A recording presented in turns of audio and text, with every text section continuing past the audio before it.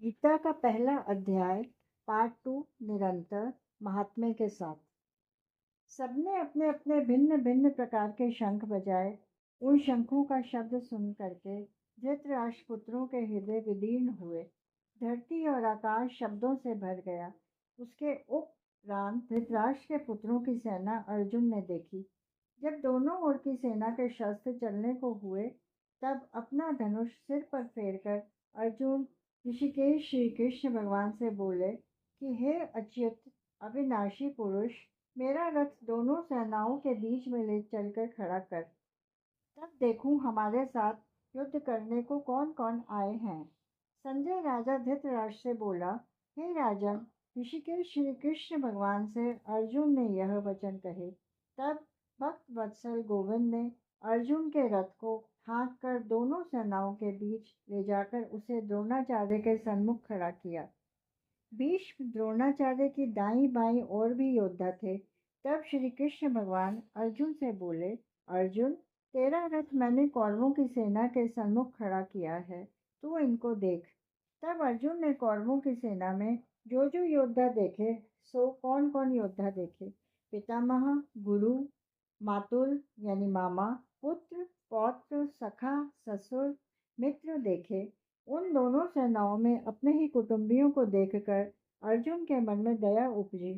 तब अर्जुन श्री कृष्ण भगवान से बोले, भगवान, इस सेना में मैंने सब अपने भाई बंधु और स्वजन ही देखे हैं। जो योद्धा रण में आए हैं, उनको देखकर मेरा शरीर बहुत दुख पाता है। मेरा मुख सूख गया है और शरीर में पसीना आ गया है। मेरे रोंगटे खड़े हो गए हैं।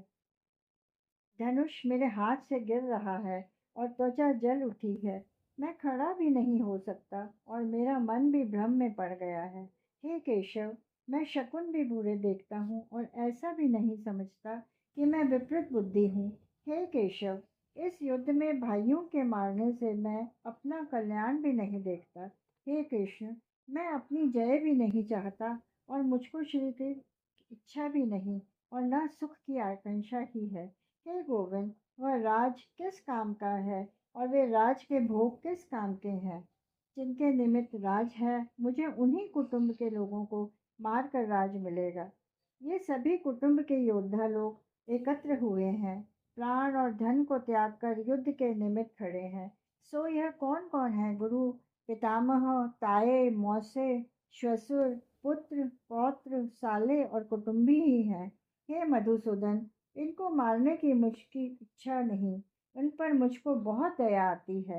हे धरती के धारणहारे श्री कृष्ण भगवान, मैं इनको मार कर त्रिलोकी का राज पाऊं तो भी मैं न मारूंगा। भूमि के राज्य की तो बात ही क्या है। हे जनार्दन, धृतराष्ट्र के पुत्रों को मारने से तो हमारा कल्याण नहीं, इनके मारने से बड़ा पाप लगेगा। यद्यपि ये महापापी हैं, तो भी मैं नहीं मारूंगा।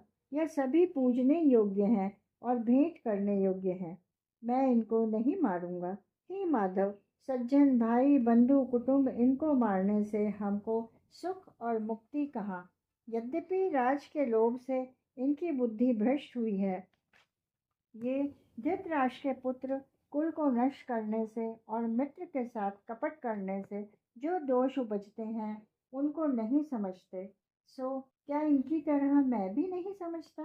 कुल नष्ट होने से जो पाप उपजते हैं, उन पापों को मैं भली भांति जानता हूँ। उन पापों को अर्जुन भली भांति कहते हैं। हे जनार्दन, कुल का नाश करने से कुल के जो पुरातन धर्म संस्कार चले आए हैं, उनका भी नाश होता है। कुल धन के नष्ट होने से कुल की स्त्रियां दुराचारिणी हो जाती हैं, जिनसे स्त्रियों के वर्ण संकर संतान उपजती है। पराये पुरुष की संतान को वर्ण संकर कहते हैं। जब वर्ण संकर संतान भई, तब पिंड और जल पितरों को पहुँचने से रह जाएगा, तो पितर स्वर्ग से गिर पड़ेंगे। हे यदु हाथ से जोड़ दिया और रथ के पिछले भाग में जा बैठा।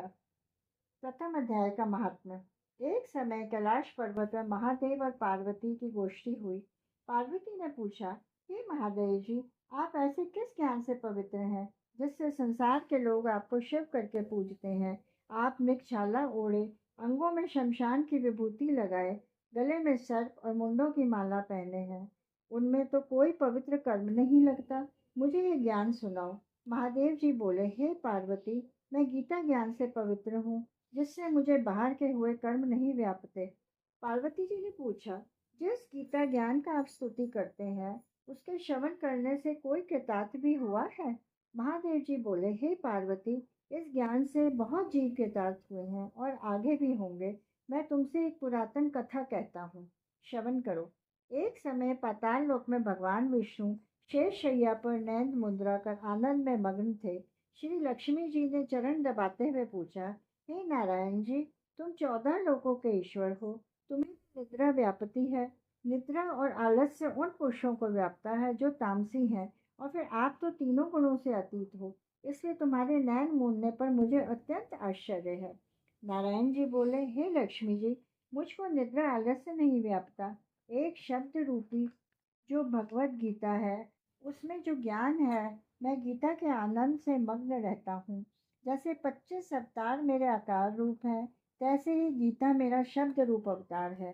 5 अध्याय मेरा मुख है, 5 अध्याय मेरी भुजा है, 5 अध्याय मेरा हृदय और मन है, 16वां अध्याय उदर, 17वां जांघें और 18वां अध्याय मेरे चरण है।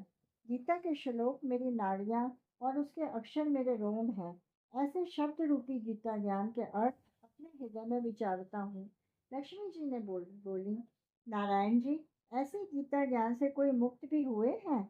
नारायण ने कहा, सर्व शास्त्रमयी गीता, सर्व देवमयो हरि, सर्व तीर्थमयी गंगा, सर्व धर्ममयी दया। यह श्लोक सुनाने सुनाकर कहा, हे लक्ष्मी, अब पहले अध्याय का महात्मा सुनो। शूद्र वर्ण का एक चांडाल तेल लवण का व्यापार करता था। एक दिन वह अपनी बकरी चराने को गया। वृक्षों से पत्र तोड़ते समय उसे सर्प ने डस लिया और मर गया। मरकर उसने बहुत नरक भोगे, फिर बैल का जन्म पाया। उस बैल को एक भिखारी ने मोल ले लिया। वह सारा दिन उस पर बैठकर मांगता और रात को आकर अपने कुटुंब के साथ मिलकर खाता, और बैल सारी रात द्वार से बंधा रहता, उसके खाने को कोई खबर न लेता। इस प्रकार कई दिन गुजर गए। वह बैल भूखा पड़ा रहा, पर उसके प्राण नहीं छूटे। नगर के लोग देखते, उनमें से कोई तीर्थ का फल देता, कोई व्रत का फल देता, पर उस बैल के प्राण नहीं छूटे। एक दिन एक वैश्य आई। उसने लोगों से पूछा, यह भीड़ कैसी है? तो उन्होंने कहा, इस बैल के प्राण नहीं छूटते, अनेक पुण्यों के फल दे रहे हैं, तो भी इसकी गति नहीं होती। तब गणिका ने कहा कि मैंने जो कर्म किया है, उसका फल मैंने भी इस बैल के निमित्त दिया। इतना कहते ही बैल की मुक्ति हुई। उस बैल ने फिर ब्राह्मण के घर जन्म लिया। पिता ने उसका नाम सुशर्मा रखा। बड़ा होने पर पिता ने उसको पढ़ाया, तब उसको पिछले जन्म की करनी याद रही। उसने एक दिन दिल में सोचा कि जिस वैश्य ने मुझे बैल की योनि से छुड़ाया था, उसके दर्शन करूं। विप्र चलता चलता वैश्य के घर गया और पूछा, तू मुझे पहचानती है? गणिका ने कहा, मैं नहीं जानती तू कौन है। तो विप्र में वैश्य तब विप्र ने कहा, मैं वही बैल हूँ जिसको तूने अपना पुण्य दिया था, तब मेरी मुक्ति हुई थी। अब मैंने विप्र के यहाँ जन्म लिया है। तू अपना पुण्य बता, क्या था? वैश्य ने कहा, मैंने अपनी याद में पुण्य नहीं किया, पर मेरा एक तोता है, वह सवेरे कुछ पढ़ता है। मैं उसके वाक्यों को सुनती हूँ। उस पुण्य का फल मैंने तेरे निमित्त दिया था। तब उस विप्र ने तोते से पूछा कि तू सवेरे क्या पढ़ता है? तोते ने कहा, मैं पिछले जन्म में विप्र का पुत्र था। पिता ने मुझे गीता के पहले अध्याय का पाठ सिखाया था। एक दिन मैंने अज्ञानवश गुरु का अपमान किया और कहा, मुझे गुरु ने क्या पढ़ाया? तब गुरु जी ने मुझको श्राप दिया कि जा तू तोता हो जा। तब मैं तोता बना। एक दिन एक बहेलिया पकड़ कर ले गया और एक विप्र ने मुझे मोल लिया। वह विप्र भी अपने पुत्र को गीता का पहला पाठ पढ़ाता था। तब मैंने वह गीता का पाठ सीख लिया। एक दिन उस ब्राह्मण के घर चोर आए। उनको कुछ धन प्राप्त न हुआ, तो मेरा पिंजरा उठाकर ले गए। उन चोरों की यह वैश्या मित्र थी, मुझे इसके पास ले आए। इसलिए मैंने नित्य गीता जी के पहले अध्याय का पाठ करता हूँ।